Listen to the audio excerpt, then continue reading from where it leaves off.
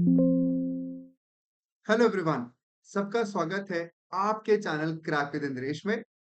तो आज हम लोग बात करने वाले हैं कि जो आपके इम्पोर्टेंट वर्क हैं उनको कैसे प्रायोरिटाइज करें जिससे आप फोकस होके पढ़ाई कर पाएं, अपने फोकस होके इम्पोर्टेंट वर्क्स के ऊपर ज्यादा ध्यान दे पाएं और जो बहुत डिस्ट्रैक्ट करती हैं चीजें उनको निगलेक्ट कर पाएं। तो how to prioritise your work? तो इसके लिए सबसे बेहतरीन मैट्रिक्स है एसएनआर मैट्रिक्स। सो जब भी आप कोई भी एग्जाम के लिए जा रहे हो, यूज दिस पर्टिकुलर मैट्रिक्स।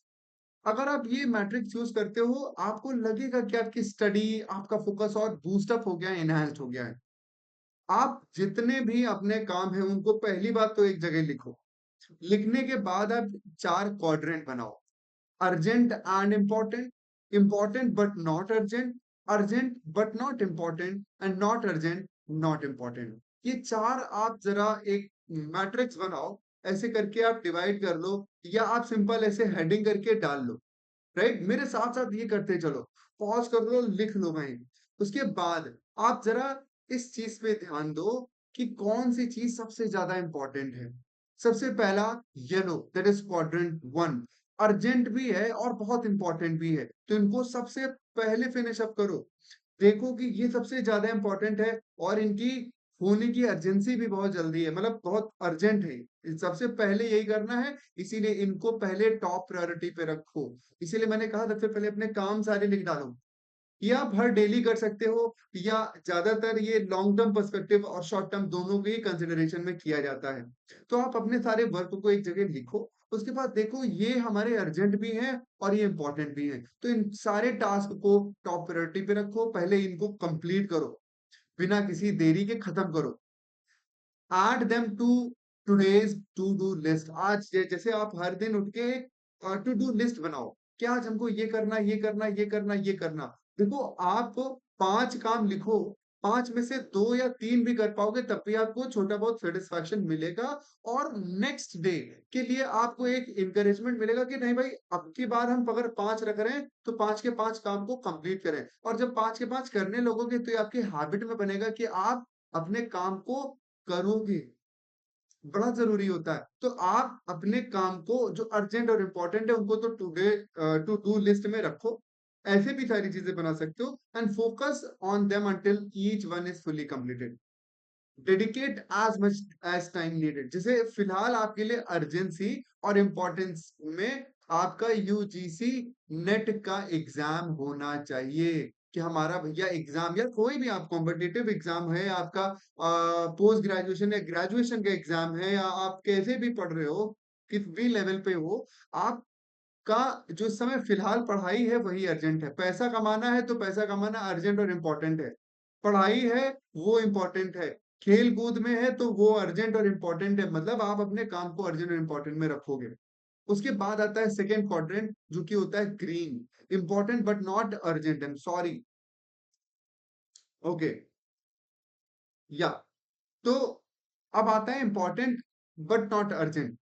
ये क्रूशियल होते हैं बट नॉट टाइम सेंसिटिव। देखो, ये हैं तो इम्पोर्टेंट बट उतनी अर्जेंसी नहीं है, मतलब इनमें टाइम बाउंड या इसमें कोई ऐसा टाइम से रिलेटेड इसमें इतना नहीं है कि भैया ये समय पे ही खत्म करना है। इनको थोड़ा डिले कर सकते हैं बट ये इंपॉर्टेंट है। लॉन्ग टर्म के पर्सपेक्टिव में देखोगे तो इंपॉर्टेंट है। These aren't urgent but they are important for your long term objective. इनके लिए आप अलग से टाइम लगाओ, डेली शेड्यूल करो, कुछ आधा आधा आधा घंटा, एक एक घंटा। जैसे आपकी हेल्थ, आपका मेंटल हेल्थ, आपका पीस, आपके जो लॉन्ग टर्म ऑब्जेक्टिव, जैसे कि अगर आप नेट जेआरएफ की कर रहे हो तैयारी, तो आपका पीएचडी के लिए, एंट्रेंस के लिए एग्जाम या कोई भी ऐसा रिसर्च वर्क, ये सारा आपका इंपॉर्टेंट है बट उतना अर्जेंट नहीं है फिलहाल। राइट, समझ रहे हो? सो टाइम शेड्यूल इनके लिए बनाओ और उनको रेगुलरली थोड़ा थोड़ा थोड़ा थोड़ा टाइम दो और इनको कहीं लिखो जैसे आप भूल ना पाओ। ठीक है, देन आता है हमारा blue section, that is quadrant number three. Right, quadrant number three. यहाँ पे क्या है, यहाँ पे अर्जेंट है बट इंपॉर्टेंट नहीं है। तो ये बहुत, जैसे बहुत जरूरी जरूरी नहीं है बट बहुत जल्दी जल्दी जल्दी जल्दी आपको देखने को मिलते हैं। इनको अवॉइड किया जा सकता है। एक्चुअली में मैं ब्लू को क्या कहूँगा, मेरे हिसाब से ये अवॉइडेबल हैं, आप इनको अवॉइड करो। इसीलिए यहाँ पे मैंने एक जगह लिखा है, इनको डेलीगेट कर दो, भाई किसी और को दे दो। जैसे ज़्यादातर घर के काम होते हैं, ये कर लो, वो कर लो, ऐसे कर लो, इनको किसी और को भी दिया जा सकता है, इनको किसी और को दे दो। क्योंकि ये आपको डिस्टर्ब कर सकते हैं। मैं इसलिए कह रहा हूँ, ये अर्जेंट है, इम्पोर्टेंट नहीं है। इनको खत्म करना ज़रूरी है, क्योंकि वरना ये आपको ज़बरदस्ती क्या करेंगे, डिस्टर्ब करेंगे और आपके दिमाग में कुछ ना कुछ खलबली मचाते रहेंगे। इसीलिए किसी और को डेलीगेट करके खत्म करवाओ। और अगर कोई ऑप्शन नहीं है, तो इनको पहले एक टाइम स्लॉट देके तुरंत खत्म करो। बट हाँ, इसमें आपका क्वाड्रेंट नंबर 1 और 2 इफेक्ट नहीं होना चाहिए। ऐसे करो। और लास्ट आपका आता है क्या? Pink. That is your quadrant number 4। Quadrant 4 कहता है या ये ना ही अर्जेंट है, ना ही इम्पोर्टेंट है। इनको कोई इतनी ज़्यादा प्रायोरिटी देने की ज़रूरत नहीं है।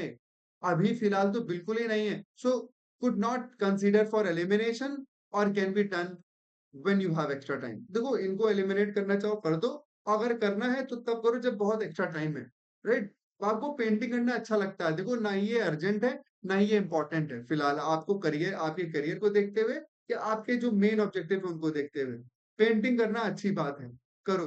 But they are not urgent, they are not important. इनकी प्रायोरिटी में नहीं होना चाहिए। तब करो जब आपके पास कुछ एक्स्ट्रा टाइम हो। So they shouldn't occupy your prime time in your planner. ठीक है? तो अगर आप ये चीज रखोगे, ये मैट्रिक्स को ध्यान रखोगे, इस मैट्रिक्स के हिसाब से चलोगे, तो ज्यादा फोकस होके पढ़ाई कर पाओगे, अपनी इंपॉर्टेंट चीजों को प्रायोरिटाइज कर पाओगे। इसीलिए कहते हैं प्रायोरिटी देना इंपॉर्टेंट वर्क को जरूरी है, अर्जेंट वर्क को जरूरी है। Thank you everyone, hopefully you like this thing. Give a like button, share the video as much as possible, and thank you.